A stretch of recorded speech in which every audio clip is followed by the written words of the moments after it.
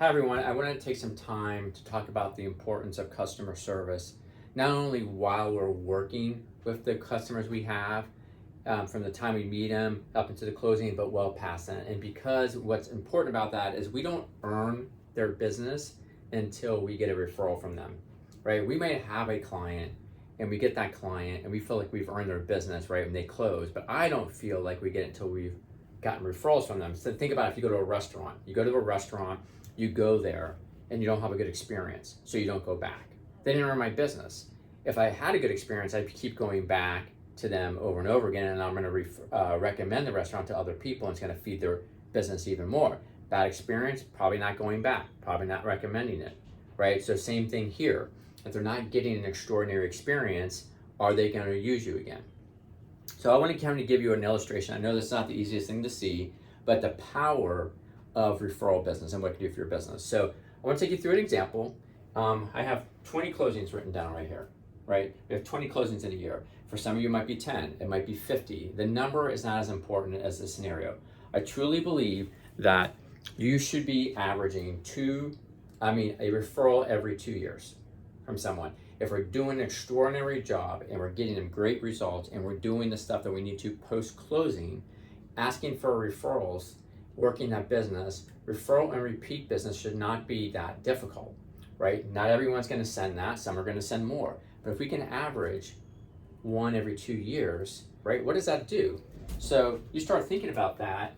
I have an example here where, as we're going on and we're getting one every 2 years, over 10 years, right? That's 5 extra closings from that one client. Over 10 years with 20 clients, right? That's 100 extra closings, right? That's not unrealistic. We try to build our business and we want to build our business on repeat referral business. That is the best kind. A lot of you already do that, right? Now the next year comes and we close 20 more, or maybe 30 or 40, and we have the same scenario now kick in, and so on and so on. And what we're doing is we're building a great business, a sustainable business based on referrals. And we do this by delivering extraordinary. So it's not about just getting them to the closing table. So a lot of times what I see is we get into the closing table, we have a nice closing experience, we send them a thank you card sometimes, we put them on a drip campaign, we send them a homeversary card or whatever, right? But are we truly following up and following through all the time and being of value to them? And also, are we asking for the business? Because if we're having regular conversations with them, and we're doing regular things with them, it's really easy to ask for referrals. If we're not having a conversation with them and we don't talk to them for 2 years and all of a sudden we pick up the phone, that's a difficult conversation. So you should have a process. So when you have that closing with them, first of all, make sure it's a great closing. And then what are you doing right after that? They're going to move. Well, maybe we can bring them dinner during the move or breakfast, depending on what the time that is. Is there other things we can be doing for them to help them with their move and during that process?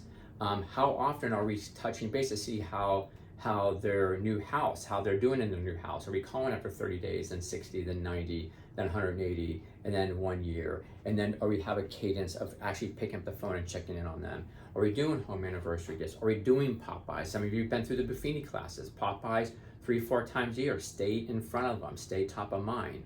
And don't forget to ask for the referral, right? If they're having a great experience during the buying process or the selling process, you can stop and say, hey, they might say, this is great, you're doing a great job. And say, hey, I would love to help some more of your friends and family. Is there anyone else I can help do this great job for and get them good results? When you get to the closing table, is there anyone else I can help you with? While you're continuing the conversation on and on, we can have these conversations, right? It's trickled in all the way, right? And then you can start building out this big referral business, right? So whether you're starting with 2 or 3 closings, 5, 10, 50, wherever you are, if you do not have a process in place and you're not consistent, you're not going to get these kind of results, right? So you need to do a process. You need to be consistent. Have it written out, right? Anytime you close with someone, make sure you're constantly following that so you keep in touch with them so it's easier. Add them to your pop-by list. Make sure you're doing handwritten cards, doing those anniversaries, those birthdays. Follow them on Facebook and social media. Keep up with what's going on. Make comments and things like that, right? You can even send little notes based on what you see. All those things are the stuff that you should be doing to provide that extraordinary experience that's going to get you this referral business, which is going to lead to more closings and more money in your pocket. So I hope that helps. Reach out if you need anything. If you want to go through a process and how to build that out, anything like that, please let me know. I'm always happy to talk with you. So take care. I'll see you next time. Bye.